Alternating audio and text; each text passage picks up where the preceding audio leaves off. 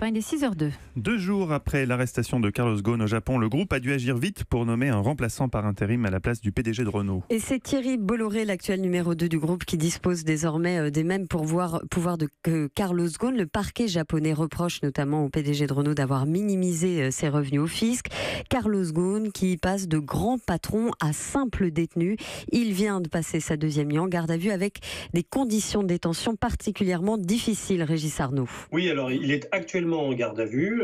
Il va l'être pendant une première période de 10 jours, au terme de laquelle le procureur demandera au juge une extension d'une période de 10 jours, qui lui sera très probablement accordée. Pendant ce temps-là, il sera interrogé par l'équipe du procureur à son centre de détention, sans avocat, et les équipes du procureur, à l'extérieur de la prison, mèneront les enquêtes et les procédures pour tenter de réunir des preuves. Pendant 20 jours, il est dans une espèce de tunnel, seul dans une pièce, mais le juge pourrait accorder qu'il voit peut-être un de ses proches, et dans ce cas, il peut le voir jusqu'à 15 minutes maximum, mais il doit s'exprimer avec ce proche devant un garde en japonais, ou alors à l'aide d'un interprète, mais dans des conditions difficiles, afin que le garde comprenne tout ce que ces deux personnes se disent. Régis Arnaud, correspondant d'Europe 1 à Tokyo.